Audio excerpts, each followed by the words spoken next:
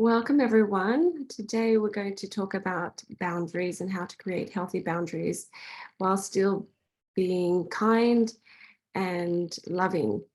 So, that's something that I feel we all need. Well, I guess especially me. I grew up trying to please everyone, and my mum's a pleaser, and she's encouraged me to do so, and I had to learn to create boundaries. So, um, yeah, and I'm still doing that now. And sometimes when I'm trying to create boundaries, I do it well, and other times I don't do it well. And, it come across as mean or snappy, and people don't feel the love. And then I feel bad about myself, and, I'll try again. So I think we should have a discussion, and maybe I can make a PowerPoint with the summary of what we've learned today from each other, and share that with other people. We've talked about boundaries a lot in our community of Earth Angels, people who want to serve God. But I think it's important to talk about it again right now. All right. So the first question I want to ask is, just for maybe a new person, maybe a young person that they don't know what we're talking about here. So let's ask the question: what are boundaries? What are we talking about here? So who would like to help us answer that?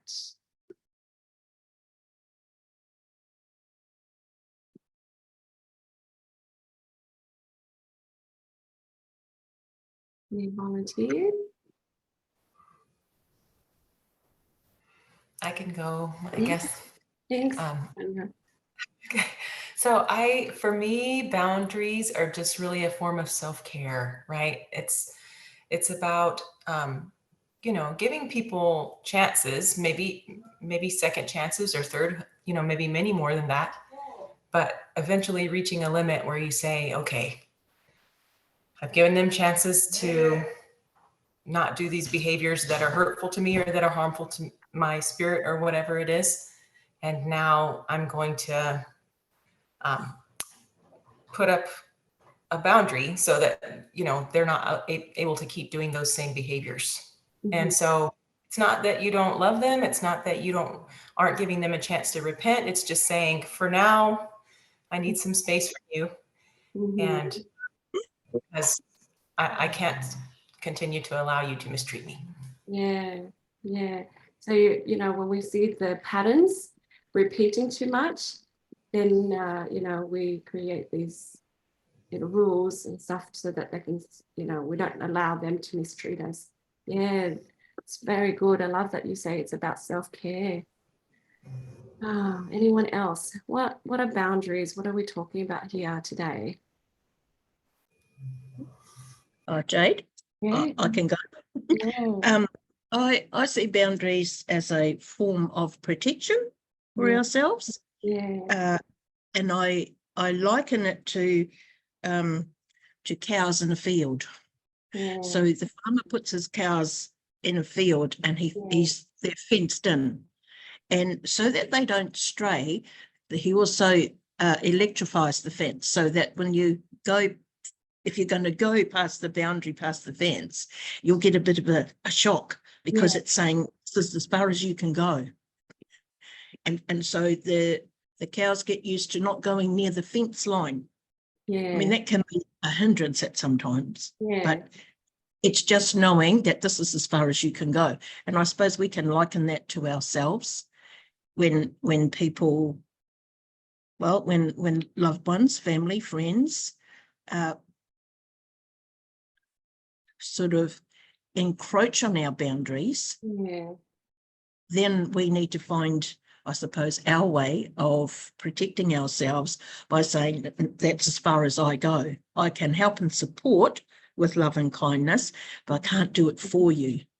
Mm-hmm. Yeah. Because sometimes people want you to fix it. Yeah, that's right. Your problem is not my problem. Yes. Yeah. Oh, thank you so much, Eleanor. Just it's kind of like training people. So what we're talking about is more than just physical boundaries, and it's not a real fence. Sometimes it is Yeah. a typical boundary, like I spend less time with so and so, but Yes. it's mainly our emotional, mental, spiritual boundary as well, and our boundaries change. Yes, yeah, Yeah. as we evolve and as they evolve. So it's dynamic. So yes, go ahead, Karen. I was just going to say one of the things that I have learned over the past couple of years about boundaries is that it's often the truth just spoken. A boundary, truth by itself is a boundary. And the reason why that's important is because a lot of times people don't even know.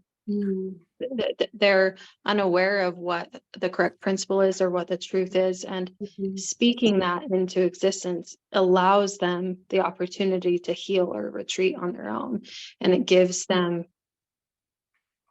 more agency. It helps you honor God's principles and his truth. That's so wise. It's truth spoken. Wow. And it does in the end strengthen relationships, doesn't it? Yes, if you can communicate better. Yeah, so beautiful, Karen. Love it. Thank you for sharing that. So where do we need boundaries?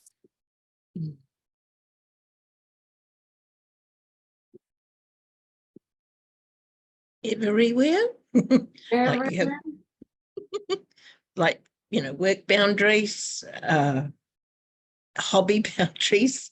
I remember in my younger days, basketball was all I ever did. I wake, you eat basketball, you sleep basketball, Yeah. and you go overboard. I went way past the boundary lines, Yeah. and that was a lesson. But it's something I loved doing, so Yeah. I enjoyed it while I was out of my boundaries. Yeah, I love that. It's just your hobbies, your interests, that you can set boundaries there as well. Where else?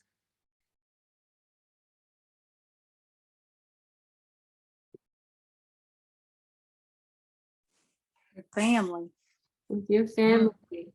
And it doesn't matter if that family member is 5 days old or someone that's decades old, right? And it's boundaries with everyone. Yeah. And we establish it as we go, because then we adjust according to our behavior, their behavior. Yeah, family members, that's a big one. Yeah. And Eleanor mentioned work. Yeah. Because we can't overwork and feel this peace and happiness anymore because we're off balance. And social media, we have to create our own boundaries there. What else, guys?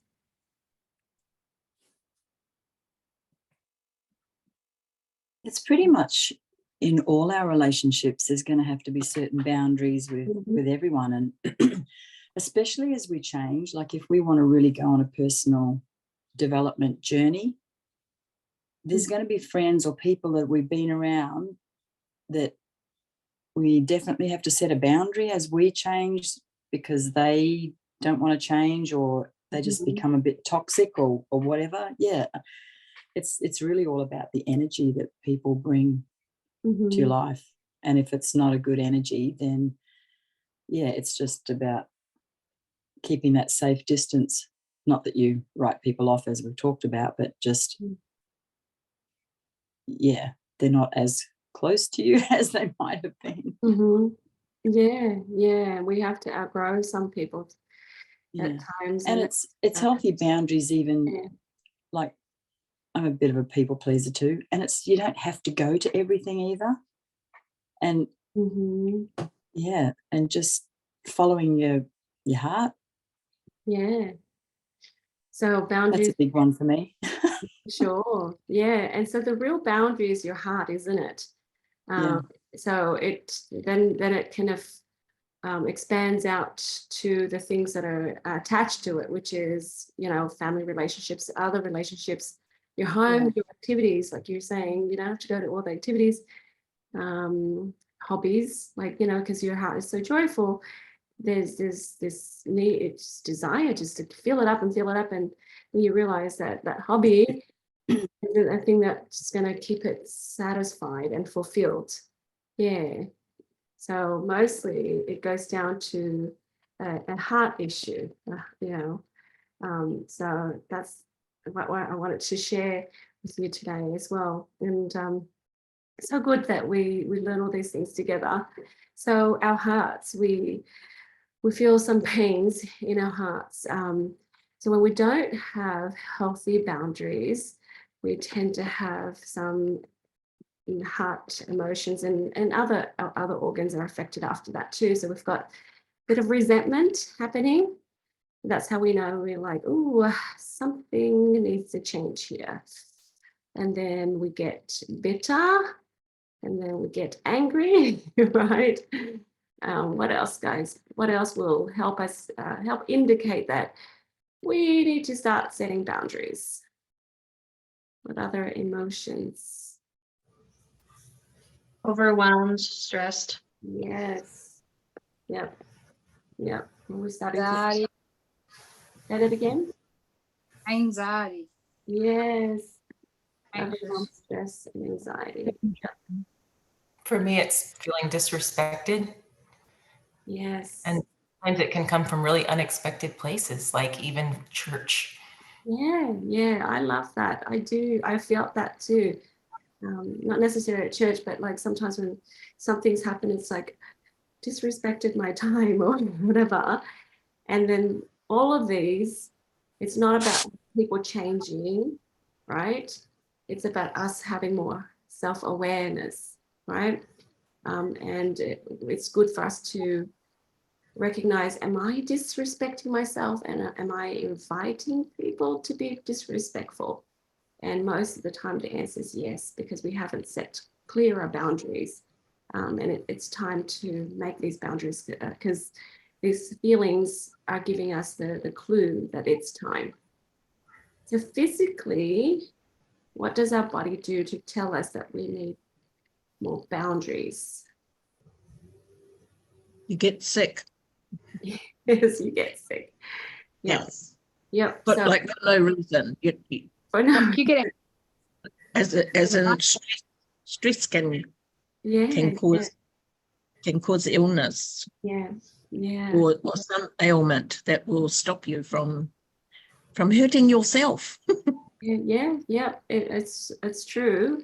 I feel like it stops us to help us review, right? Yes. They pause, lay down, let me talk to you. Yeah. So the literal language of the body is going to tell you. So like Eleanor said, you get sick, maybe that's an infection, right? Infections, whether it's fungus, bacteria, parasites, or whatever, we need to see it for what it is on the emotional and spiritual level, which is allowing the negativity in. And we've made room for it, unfortunately, and it's not intentional, but we did make room for it. So do you guys agree? Yes. So Yes, we do.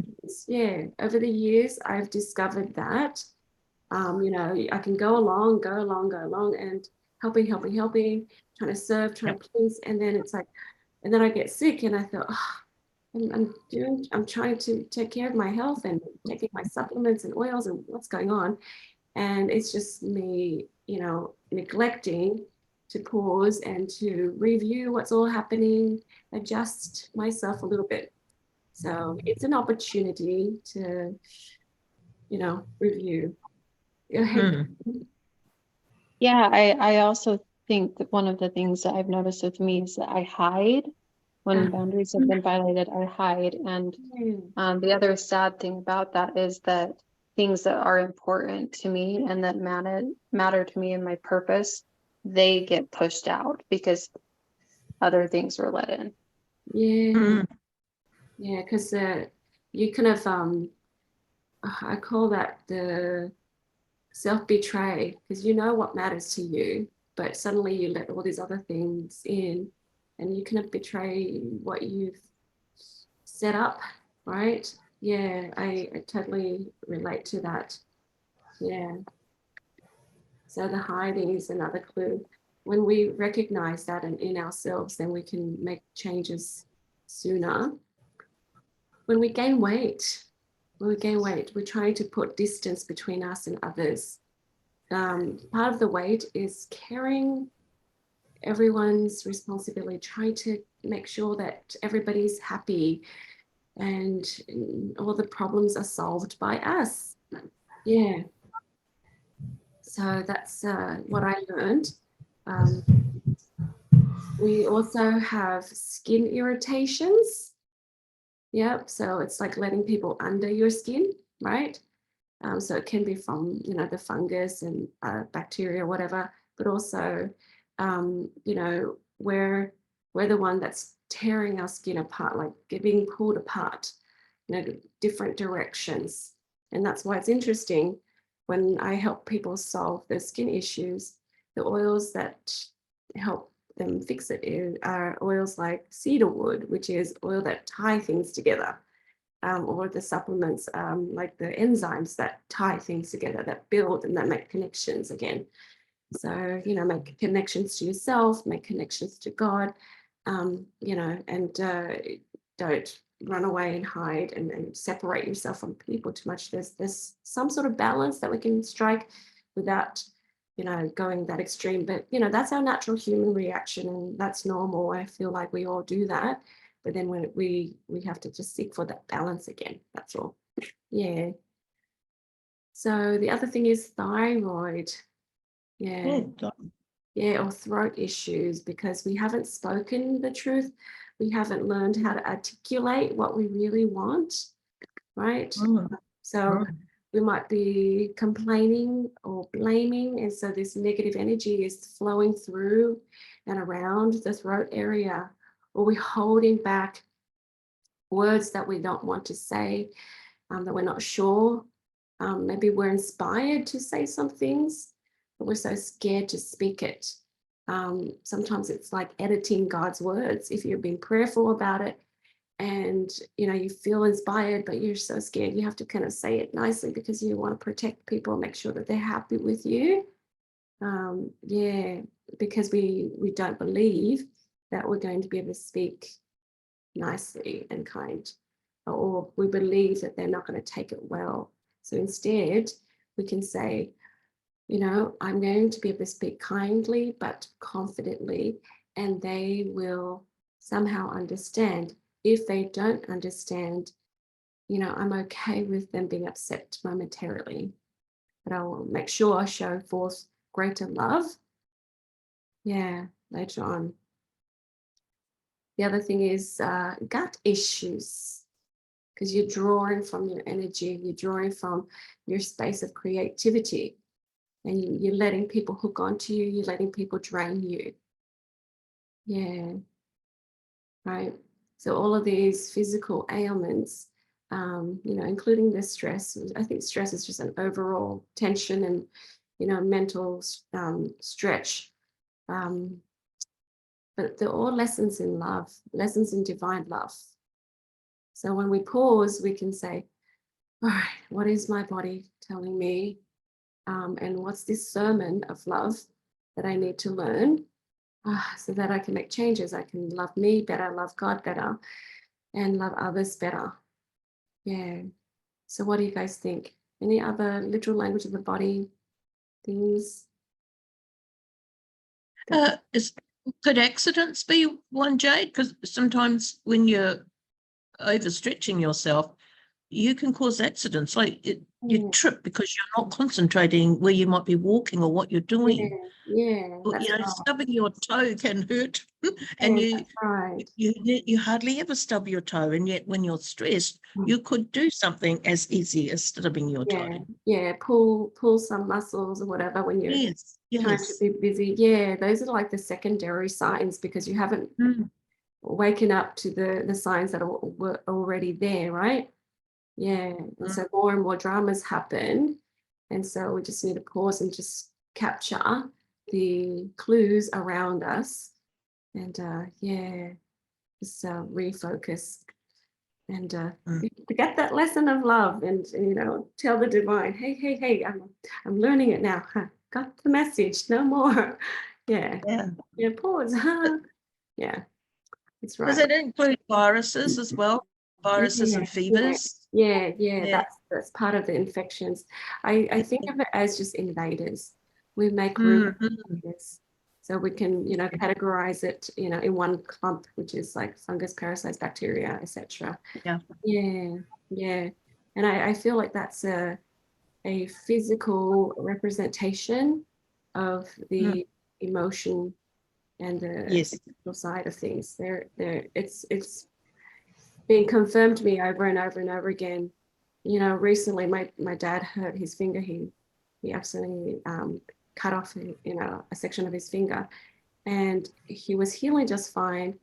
And then I was trying to do some work with him, and he didn't want to go there too much. So the healing kind of slowed down, and in fact it got worse because he wasn't taking care of himself. And I said, Dad, that looks like an infection. You better go to the doctors. And he did. And then he got more antibiotics.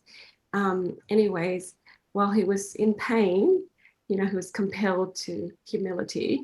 I sat down and I told him more stuff. I said, Daddy, you're allowing these negativities in.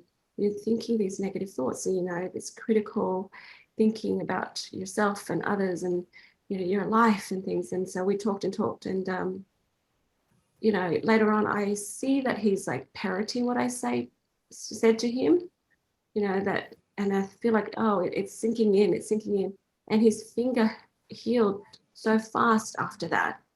And I see that, like, this is not a coincidence. This is, it's correlating. It's, reflecting his change of heart. He's not allowing the fungus, bacteria, whatever that's in there, affecting him as much. His body is awakening and fighting back. And it's like us pushing back the darkness. Yeah. Because, when we have things like depression, it's the absence of happy chemicals. So the darkness is the absence of light. Yeah. So anyways, I know that it gives me a sense of peace, because I know that there is a solution when we have some sort of invasion happening inside our body. Yeah. This reminds me, I'm just looking at this quote on my computer. Yeah. And I think it relates to this, is listen to your body when it whispers, or you'll have to listen to it when it screams. Yes, for sure. Yeah. Right. So if we can create daily habits that allow us to listen to the whispers, right, Lucy? It'd be so much better than, something big happening. Save ourselves a lot of pain. And look, I can relate to that in people that encroach on your boundaries. Like, you try and you're really nice and you're kind, but then it comes a point where you're screaming inside, this is driving me nuts, she keeps calling me or whatever. Auntie Key. Yep. Yeah, no, for sure. And then I find that I wasn't kind and I wasn't nice because I was just forcing a boundary. And then I like, okay, let's just review and rewind and let's do this again. Better, because I didn't realize that I wasn't listening to that whispering. Yeah. So ladies, let's decide and learn some solutions. Like decide on, as in this is what we're going to do here on out so we can be wiser. I'll go with the easiest thing to do is to use essential oils. Okay, essential oils to help you establish healthy boundaries, just to get you going. Okay, so we have clove and tea tree. Okay, and we also have On Guard. All right, and lemon eucalyptus, and Terra Shield in Australia, that's Terra Armour. Yeah, so starting there is going to help open up your mind and your heart to thinking in a different way, because sometimes we want to have healthy boundaries, but we just can't come up with solutions how to do so. Yeah, So there's probably other oils. If you come up with a few, you just let me know. I can add to that list. But I feel like, a few of these is a, good place to start. Yeah. Yep. So clove oil, tea tree, lemon eucalyptus, on guard, and terra shield. And you can put it on the bottom of your feet. You can diffuse it. Yeah. And sometimes you want to drink it as well, because if you have some sort of infection already, on guard, way to go, and clove. Yeah. I really, really like clove and cilantro on the bottom of the feet, on the big toes, just to help remove a lot of the heavy metals, the toxins that are lodged in our brain, because I feel like, it limits our ability to reason and think. And as we physically clear, we will mentally and spiritually be able to feel better as well. So I aspire to mind over matter, matter over mind, so both ways. Okay. So physically using the essential oils, and then, we do the mental and the emotional work here. Okay.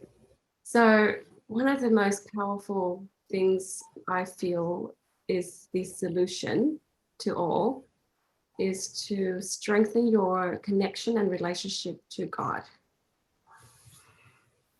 Sometimes we feel like I love God and I feel good. I feel him and I'm doing stuff. But then when we have our loved ones or friends and people around us, and when they do things and they manipulate perhaps, we don't recognize that. When we have a strong relationship with God, we can say, all right, Heavenly Father, is that what I need to do? Even if you think it in your heart, think it in your mind in that moment, just have that habit of consulting with God along the way as you go about your day. Yeah, because sometimes it's a good thing, okay, but maybe we can do a better thing, right? If they want your help or they need your help, or, they're trying to take some time and, you got to do something and you're like, okay, do I stop right now? Do I say something now?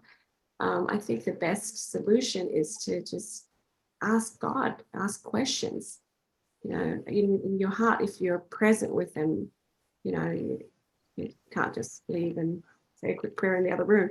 But as they speak, as they interact with you, I think it's a good habit to start consulting with God. What do you guys think?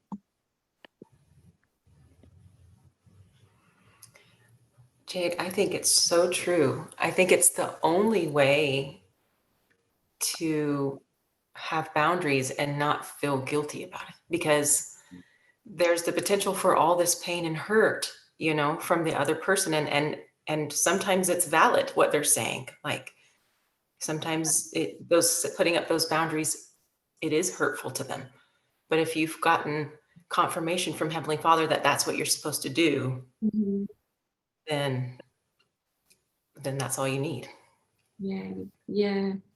And there's times that, we will make them angry or frustrated, right? And if it's, kids, they will show anger. Other adults, maybe they won't show anger all the time, but, they will go away and feel bad. And you just have to have that courage to know that I think I did the right thing. And then ask for confirmation. Lord, tell me again that I did the right thing, right? And have that courage to serve only God, right? Sometimes we're serving two masters, aren't we? We just don't want them to be sad, and so we're trying to do what they want us to do. Yeah. So, yeah, Nora, you want to share? Or maybe you're at work or something. She says, I've been doing energy balancing with face sessions and have found some of my boundaries setting or lack of, and impatience with others are generational. Yeah. She feels much better and calmer since releasing them. So thank you for sharing that. So yeah, sometimes our ancestors have you know, that lack of courage to serve God, perhaps. So, you know, we follow suit with our patterns. So do we have the courage to trust the process? So what if we're the ones that help point out stuff for our friends or family members? We're the ones that push the button, right? As part of the process, because we're like, no, that behavior is not in. You need this, can't do that. Sorry, no. Yeah, and that triggers something inside of them. Are you okay with that? Will you make a decision that that's okay if that's the role the Lord wants you to play? As part of the process, right? As part of their learning. Yeah. Go ahead, Karen. One of the things that I think is helpful, especially with boundaries with kids, is, and I really liked what you said about asking God to reaffirm that you did the right thing, is recognizing whose responsibility this is. And sometimes a boundary is just putting the responsibility or the ball back in their court, you know, and just saying, oh, this is yours. And then as a mom, I know that can be difficult, but to go to reassure yourself with God's word and say, I did the right thing. This is his or this is hers. And I believe in her to figure this out with God. And it's not only the right thing to do, it's so effective because God's plan is for us to, when we mess up or when we sin or we're out of alignment, the natural consequences bring healing, and all we're doing is helping them be able to follow the process of the natural consequences. Yeah, that's so beautiful. Recognizing who's responsible this is. Yeah, whose responsibility this is. So they need to be responsible for their power of choice. Yeah, that's so beautiful, Karen, and a great reminder. You know, are we okay to help activate people's agency when they have forgotten, right? Their ability to choose, that's the agency, when they have forgotten how to. And we know we all forget because we blame and we complain. Those are the hallmarks of, giving away our agency, our power for momentarily. Yeah. So if they try to manipulate in some way, or they get upset. Now, being upset it's a slight form of manipulation. Then we, love that question. Ask, is this my responsibility or theirs? Yeah. Is this my lesson in love or theirs? And it could be your lesson in love is like letting them be and figure out through their struggles. And their lesson in love is to struggle. Right? I teach kindergarten, and I've got a couple of kids that are very good at manipulating their parents. So they try to do that on me. If I ask them to do something or not to do something, sometimes they're like, you make me mad. And I'm like, okay, you can be mad, but go ahead and sit down and do this work, right? And, I'm going to cry, blah, blah, blah. And I'm like, okay, you're free to do so, but keep it down. So I'm like thinking, yeah, it's your responsibility. I'm handing it back to you. Guess what? This adult is not going to react or respond the way that the other adults around you do. Yeah. So, I feel like that's our mission, to help people activate their agency if we are presented with this, opportunity. Yeah, to put the ball back in their court. Yeah. What do you guys think about that?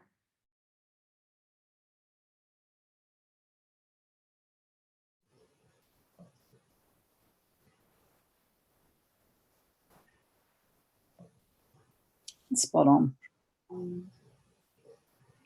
Sometimes we're the one that's manipulating So we have to kind of ask ourselves that too. Yeah, because if we're getting all of that around us, sometimes we're like, is it me? Okay, so that's another way of thinking about it too. So one of the most powerful things after, establishing this love and connection to God is to create policies and clear values and standards for yourself. And this takes intention.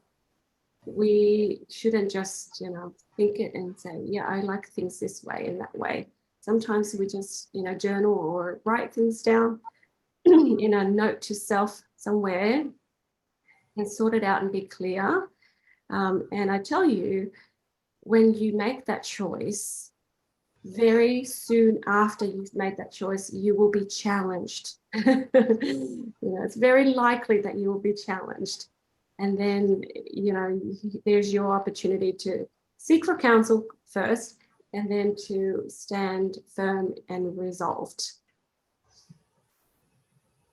Okay, so have policies, have standards, have clear values.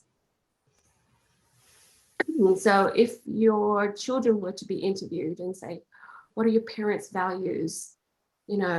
Ideally they would know, because you're so clear and you've communicated very articulately, they would know. Yeah. Otherwise, we need to keep working on it.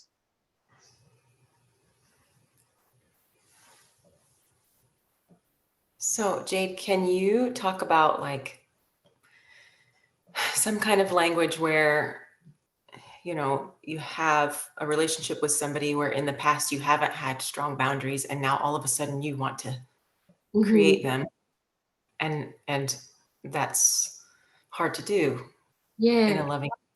Yeah, for sure. I always bring it back to me because I have more control on me. So I would say things like, I've discovered that I like this and this and this. Yeah. Like I like things this way, this way, this way. I've discovered, because then they can see that you've evolved, right? Yeah. Michaela, do you want to add to it? Yeah.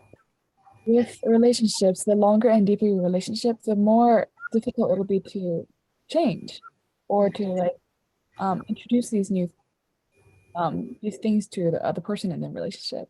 Yeah. And sometimes those conversations have to be very careful, but also very loving and clear. If it's not clear, then you're just going to get frustrated. If it's not loving, then there obviously is going to be clashing. And always good to just sandwich whatever you want to establish with, hey, I love you, and I want to share this thing that I've been going through and what I've discovered about myself. And then just tell them what sort of boundary you want to set, and just be like, end it with love and end it with good faith and trusting that a person can be capable of doing this and establishing that, hey, we're all human, but let's work on this together and make it a sort of we think, but also just being very, very clear. A lot of times when we're not clear immediately, then we kind of undermine what we actually want, and that just leaves us feeling unsatisfied and just have a lot of discontent. So, well, thank you, Michaela. That's a good reminder. So I feel like what I hear is prepare yourself, right? And just do a little bit of background work, clear stuff that's yours, because you don't want to be approaching somebody and needing them to be a certain way for you to feel better. So, as we clear and resolve our stuff, then we can find ways that benefit both parties. Michaela and I were talking about this yesterday. How do we speak in a way that benefit both parties? So you got to rehearse this first and articulate it to yourself good enough that you think, okay, now I can approach them, because they'll feel this love and they'll feel that this will benefit them and benefit me. Yeah. And I think we just gotta keep practicing in a way that we feel like the flow is from heaven, right? The flow is loving. Yeah. And there's no other way. We have to talk. We have to communicate, right? Yeah. So I would go with, you know, as we have that conversation, I've discovered this about myself. I really don't like it this way. I like it this way. But that doesn't mean you have to make any changes. I just want to let you know. Yeah. And for me, I would muscle test how, you know, if it's like a friend or an associate, I muscle test how much time I should be with them currently. So if my friends are, you know, 3-hour friends, you know, then I don't want to go too long with them. And even relatives, you know, sometimes are very negative and negative and negative, and then to keep on bringing on the negative, you can only push back so far. Yeah. So recently I was telling Ben, I'm like, I spent so much time with so and so and so and so. And I feel like I became negative at the end with them, you know, and I didn't like who I was. And so I feel like, okay, re-establish this boundary. I need to have just this much time with them, and then I excuse myself and do something else and just remove myself physically, because I really don't like the person that I am with them after a while. Yeah.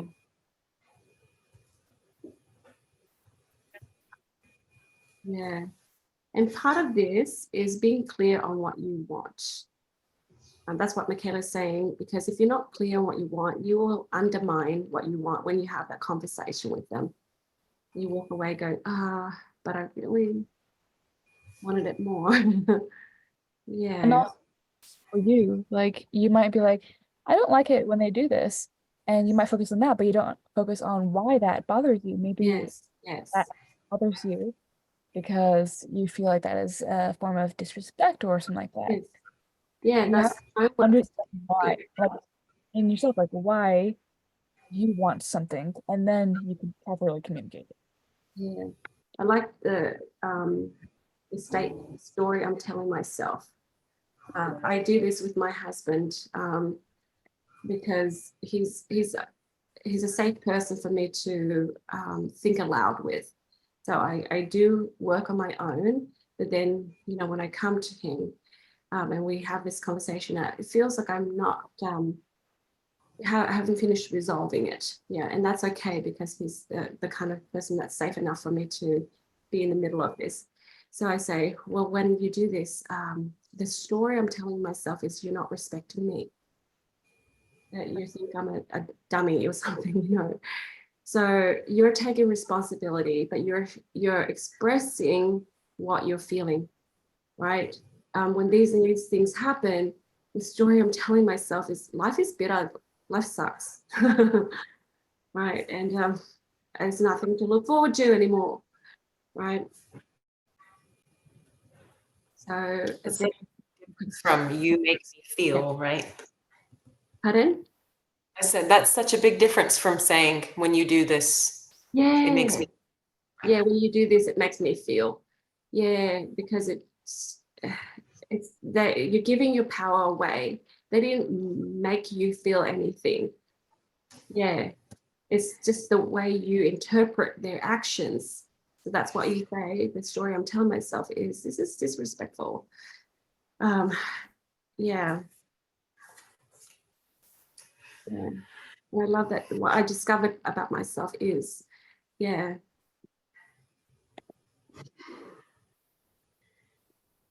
And I think we need to allow ourselves to evolve.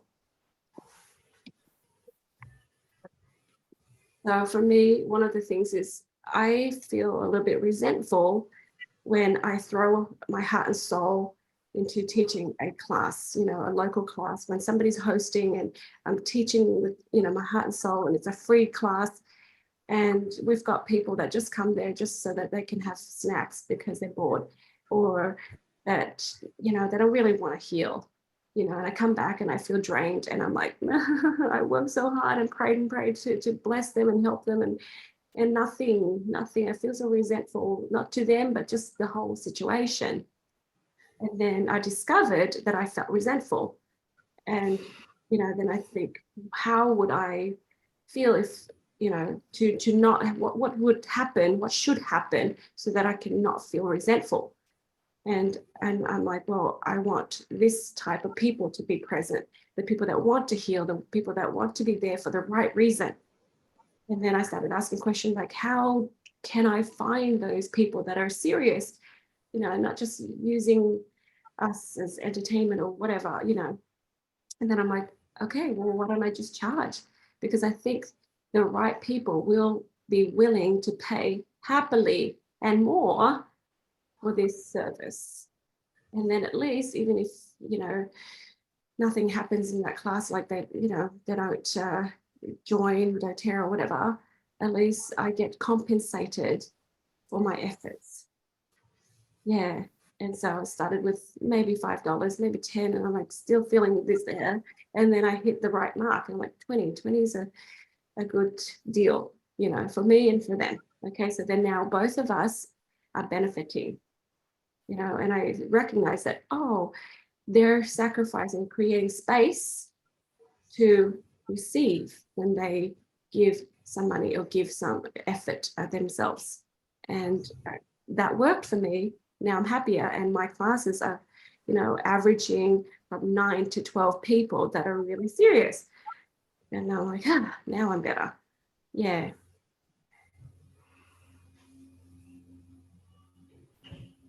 Yeah, I think that's so important in the relationships that we have, that, there needs to be win-win, for a better word. It's we give and we receive. And when there's that equal exchange, then there's peace, there's contentment. When it's not, and you feel like you're the one giving all the time and nothing's coming back, well, that's just draining. That's not lifting you at all. Yeah. For people who are not used to reciprocating, I had to learn how to ask for reciprocation.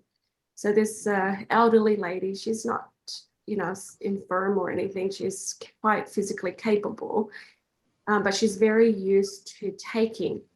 And she's like, oh, I heard that you do energy balancing sessions. I need help. Right. And I said, oh, what's the matter? She tells me what the matter is. And I thought, yeah, I could totally, do a session on you. I'll have some time this week. But I actually charge $75, and she looked at me like, I know, I can't afford that. And then I said to her, well, would you be able to just reciprocate by doing something like make me a meal or something, make my family a treat, something, And she's like, oh, yeah, I could do that. So I'm not going to say, poor you. Yes, you're a pensioner. I want to take your money. I don't need that. It's the money represents a form of reciprocation. So I'm like sorting through my mind, like, what can she do to reciprocate that's not going to require money? And oh my goodness, she was true to her words. She was so excited and texted me. She's like, I love cooking. And do you guys want dessert too? Do you want? And I'm like, sure. Just, I don't know, surprise us. We don't have any dietary, constraints or anything, just as, healthy as you can, but, just go for it. And she was so happy to do that.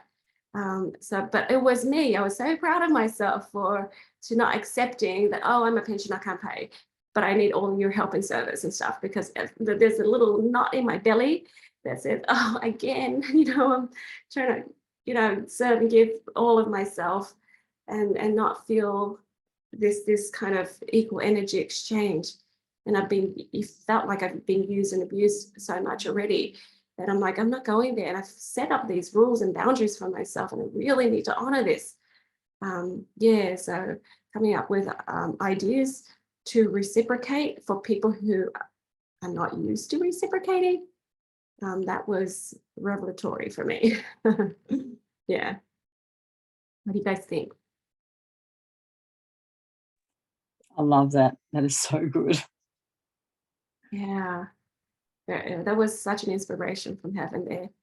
And the other thing too is when things load onto your plate, sometimes there's people like your mom and dad, people that you love, that your kids, they throw things on your plate, right?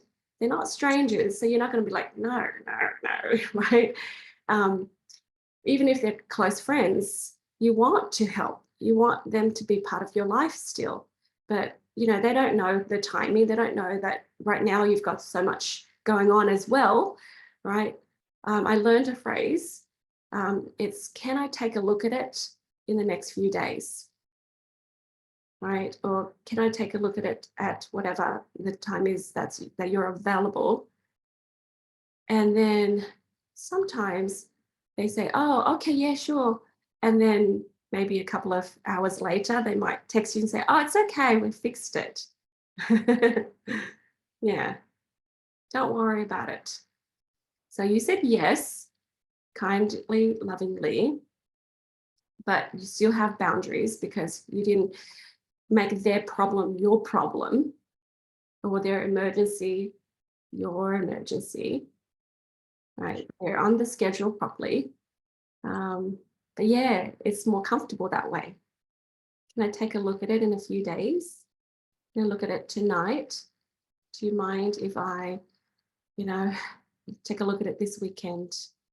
Or I'll be able to help you there on Thursday. Or sometimes for me, I'm like, that's fantastic. I love to help. Do you mind booking an appointment with me? Yeah, when they ask for your help, you know, you can feel free to ask for something back because, you know, the door is open and you have the right to. And I find like, you know, as a, you know, in our church, we call it the Relief Society president, as the president of the women group, there's a lot of people that needy, and they want you to help them here and now. And I had to really, you know, use my boundary skills. Yeah, do you mind booking an appointment with me? Let's do this. I would love to help, but let's book an appointment. And sometimes they look at my schedule and they're like, oh, you don't have any days free until next week, you know, but I want to see you now, you know, or this week. And I said, yeah, because I have appointments throughout the week and there's no spots left. And they're like, oh, okay. Oh, I see. Yeah. It's kind of like those little kids in kindy, right? You know, I'm just so used to getting my way, but what? You have rules? Yeah.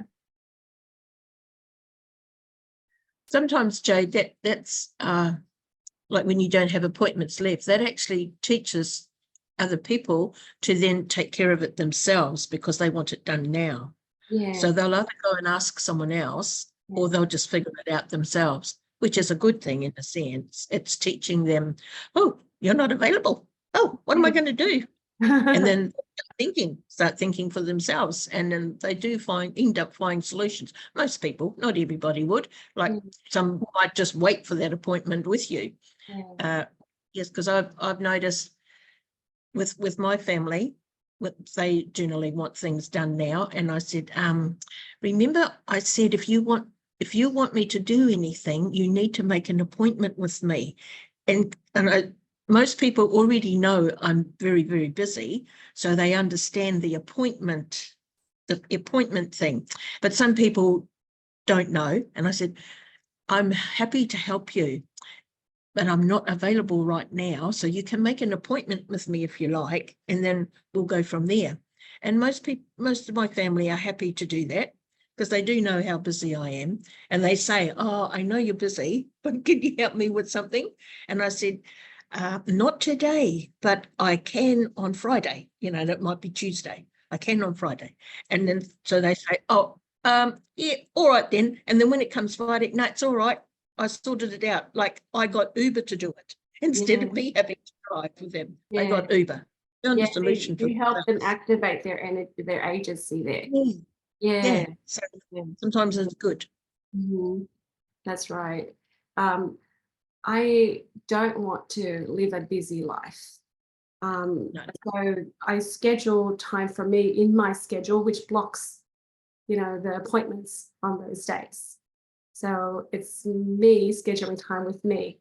So it looks like I'm busy, but, you know, what are the standards and the values that I have is that I have peaceful time. I choose peace, right? So I have Yes. peaceful time to pray, to do things, to write my journals, to plan and, like prepare for things like this. And I'm like, this is a great topic. Let me study this and let me spend some time here, right? But I don't want to be like, and then, I don't have time to do this. There will be, incidents and things that happen in our lives, but if we can just reduce it down as much as we possibly can, we actually do live a pretty peaceful life. We don't have to be reactive. Yeah. But, for most women, and Michaela and I were chatting with this, sometimes you just need to take some time out and use those negative emotions to give you clues to discover what you want and what you don't want.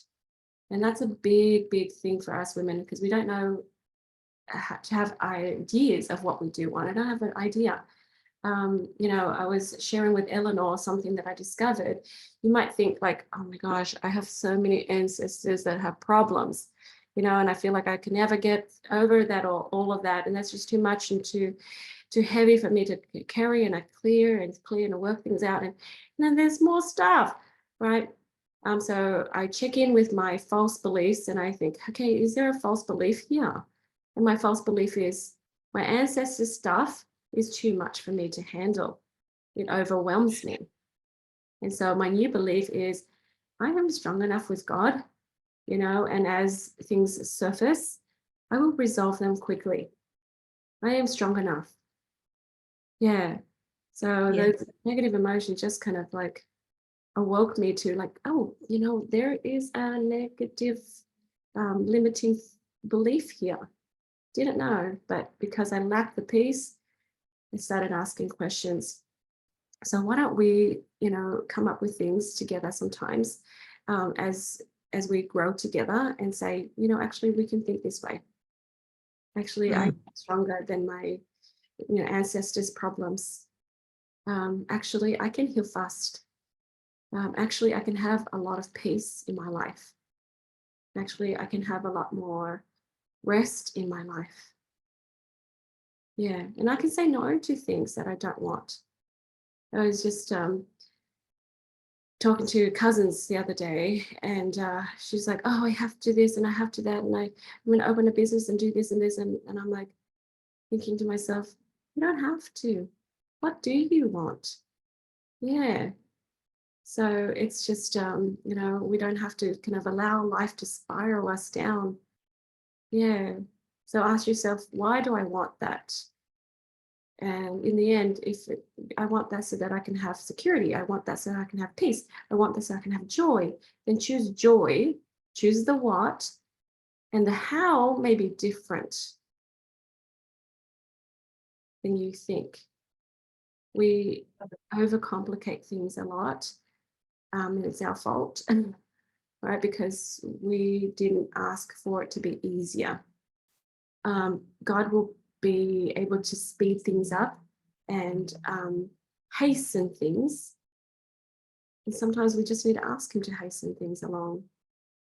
Because if we're impatient, we're like, okay, God's timing, God's timing. Yes, God's timing, but put in an order and say, can you hasten this a little?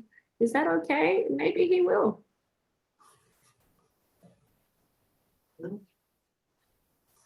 Yeah. Anyone else want to share any inspirations or comments? I have something that's been on my mind. So I feel like this whole boundary setting is just about having more joy and happiness in our lives, right? I mean, that's really what it comes down to. Yeah. I think I came to that realization. I was reading in the Book of Mormon, and I was reading the part where Laman and Lemuel, these two brothers, were trying to kill their younger brother Nephi because he was led by God, and they thought that he was trying to be a ruler over them, when really he was just trying to do God's will, right? Mm-hmm. And so he decided in the night that he was going to take his family and everyone who wanted to follow God with him and leave. Mm-hmm. And that was after giving his brothers lots and lots of chances to repent and to change the way they treated him. Yeah. And when he finally decided to leave, the brothers and everybody who decided to stay just hated him. They hated him. Yeah. And, you know, and I look at that and I go, well, you know, he took a lot of the people with him, all the skills that those people had to help that people survive and prosper, not to mention the tools that the Lord had given them, like the Liahona and, you know, the plates, the records that they had kept. Yeah. And see all the reasons why the brothers would be angry. Yeah. But at the same time, I saw that he had to leave and that he was led by God, and Nephi was led by God to Mm. leave.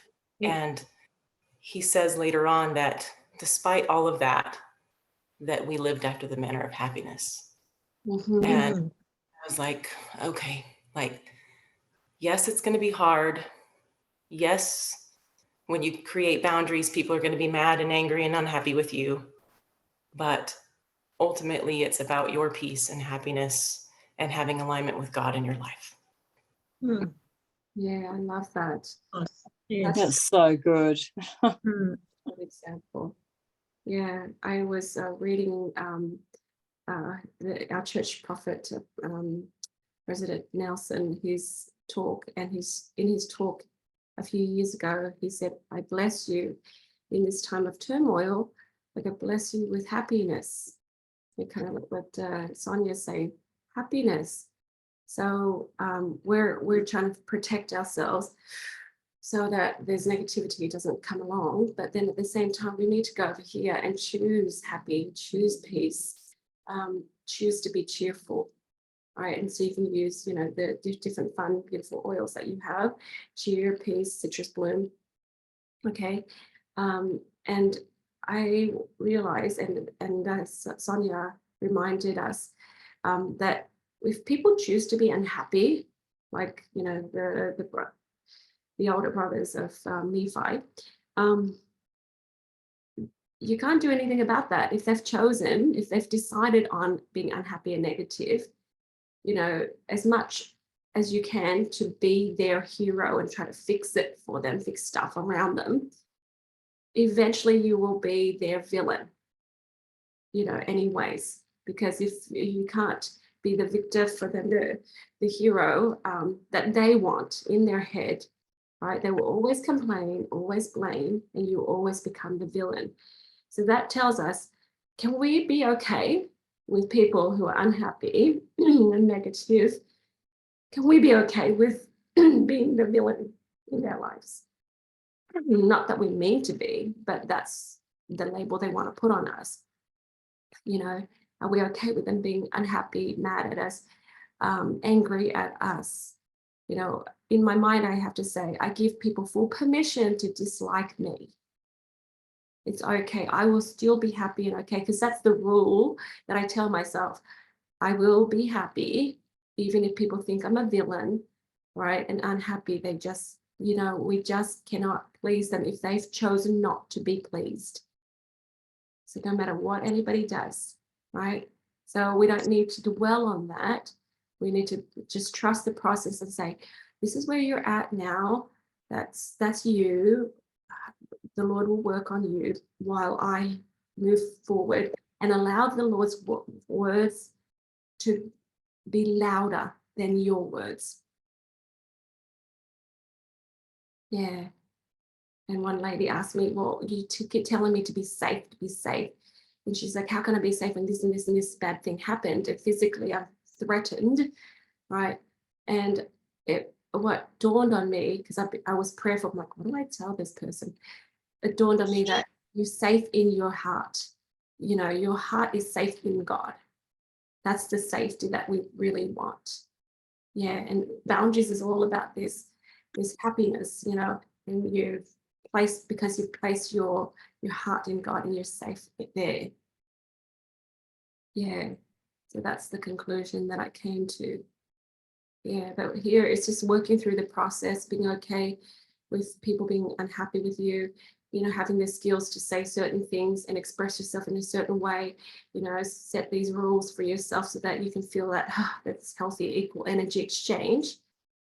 But making sure at the very beginning and the foundation of everything that you do, you have this, amazing connection to God. Yeah.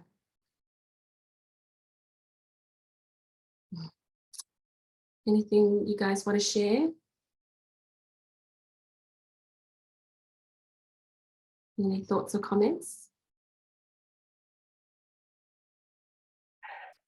There's something that I heard today in leadership at the leadership retreat. I'm doing the virtual of that, and it's really good. And there was a speaker. Her name was Dr. Daniels, and her breakout session was about breaking the cycle. So it's techniques for overcoming negative thought patterns, and it goes right along with the whole Earth Angels ideas and stuff.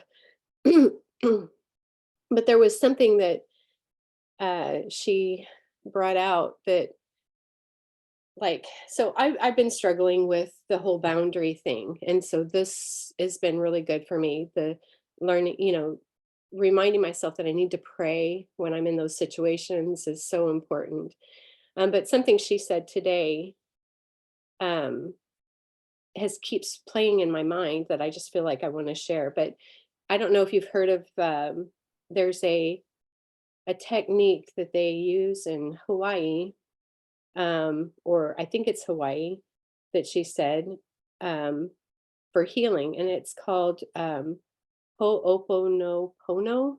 Have you heard of that? Yes. Yeah. Yeah. I had never heard of it Yeah. before, so it was really interesting. So basically, what I got out of it was it kind of means is that we take responsibility for everything that shows up in our life. And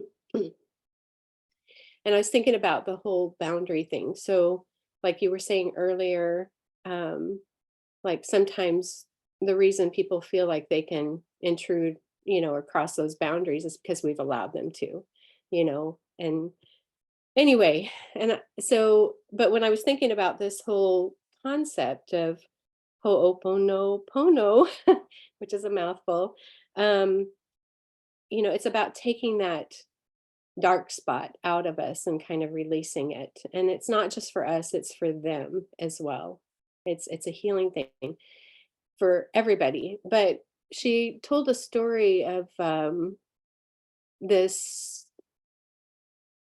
guy who worked in a corrections facility, and how every time he counseled with one of the people that were in this correction facility, he would repeat the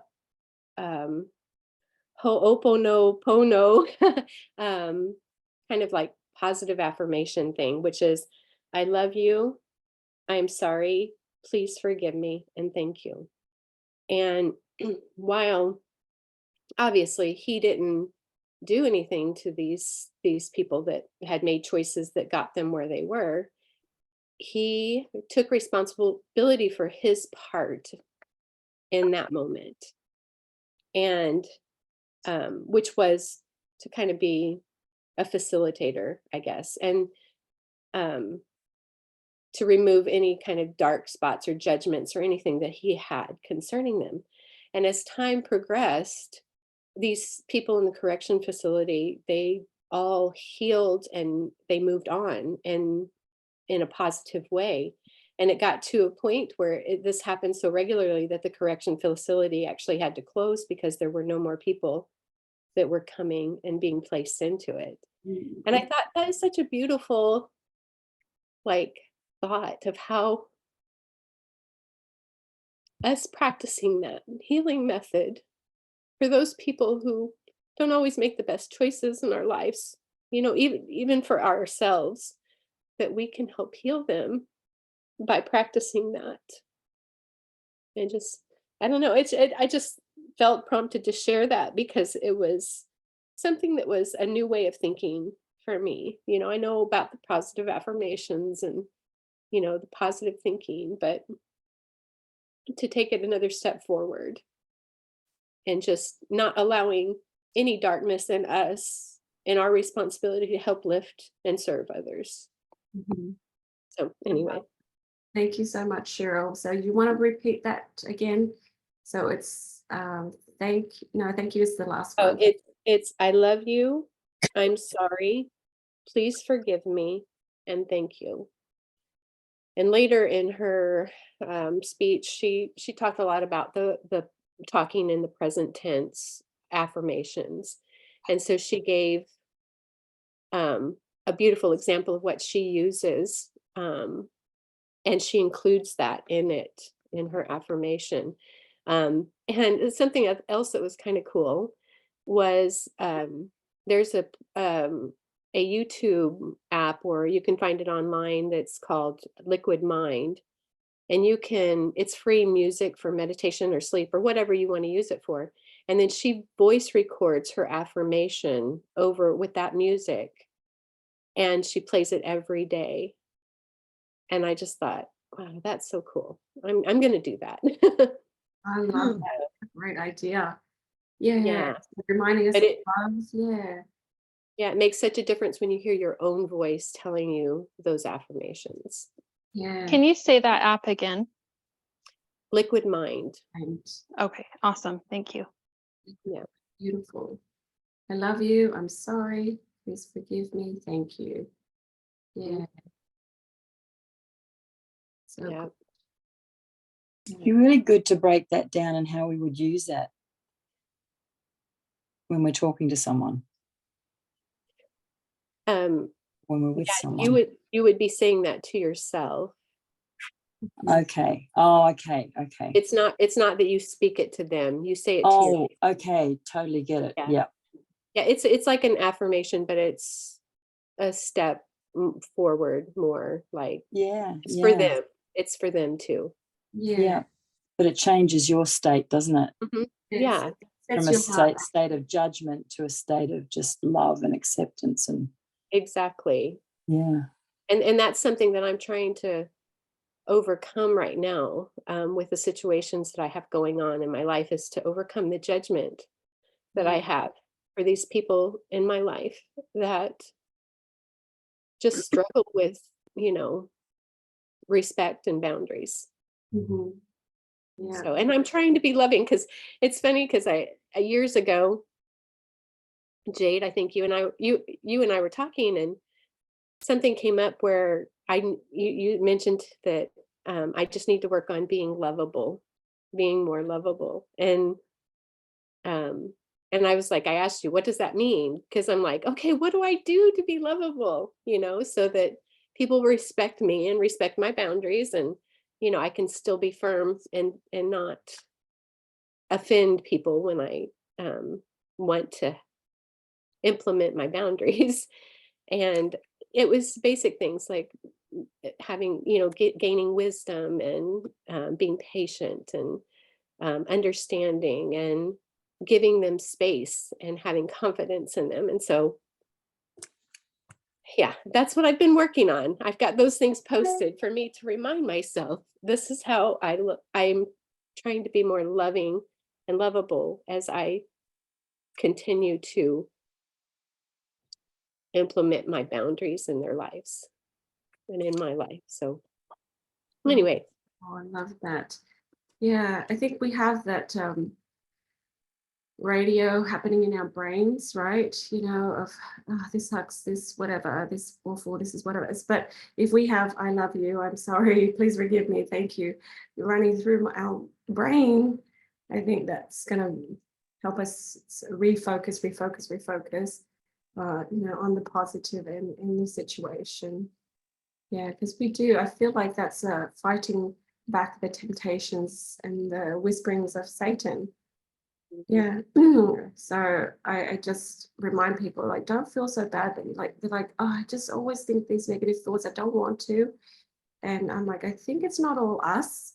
I think there's voices that are trying to bombard our mind, and we get to choose not to listen to it.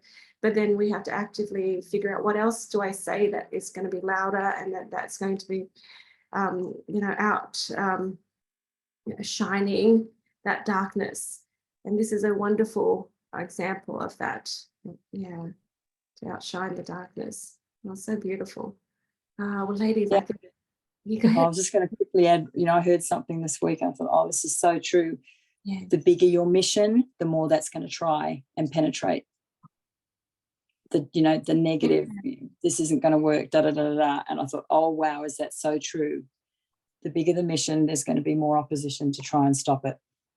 Yeah, that's right. So you should feel proud of yourself. Hey, this is a big problem. My mission must be healing. It made me feel better. Mm, There will be no more blocks. mm. Yeah. Oh, Just yeah. push no, through, push through. Yeah, for sure. Like you do have a big mission, and then you can, like I said earlier, I'm like, okay, then the ancestors. Once I help the ancestors and resolve it, I'm strong enough, right, to do that. Then they will support me in this big mission, and I have so much support and so much power to do so. Nora, yeah, your question is correct. Yeah, the voices in our head, I feel like it's our generational voices too, but it's them, our ancestors buying into the lies of Satan, isn't it? Yeah, Mm. and that just repeats in our mind. So either way, it's still, influenced by the darkness, and we have to kind of outshine it with our light. Yeah. Yeah. Yeah, I was going to say one more thing that Mm. she kept mentioning is how our belief controls our biology and how our mindset trumps biology. And I really like that. And then she ends by saying our mindset controls biology. Yeah. And it was just really good. And I can't wait to listen to it again. Oh, I love that. Mm. Yeah. Can I just say, Jade? Yeah. I while we're talking, while everyone's talking, I like to go into the gospel library and click on the question, and so I've just popped in the question boundaries, and of course it brings up lots and lots of different talks from all over, and I like this one. It's from Elder Paramore of the 70, and his title is The Heart and a Willing Mind. And in there he says, God, through his son, Jesus Christ, has established boundaries. These are the commandments that he gives to us to help us make the journey safely. When with the heart and a willing mind, we are obedient to these commandments, we go through a change process that alters the way we think, the way we feel, the way we dress, the way we live, what we eat and drink, and the way we serve others. And as Alma says in Mosiah 27:26, they become new creatures. How wonderful is that? Yeah. That's So good. Going to read that one. yeah. It kind of puts everything that we've been saying together. Yeah. The different kingdoms are boundaries. Yes. The Yes. commandments are boundaries. Because within these bounds, right? Yeah, within these bounds is where you're going to find your happiness and joy. Yeah, I love that. Will you share that link in our group? I put it on the messenger. I added you to the messenger group. Yeah, it's so beautiful. Okay. Oh, yeah, just so much to share there. I'm aware of the time. I don't want to keep you longer, so let's stop the recording. Thank you so much for watching.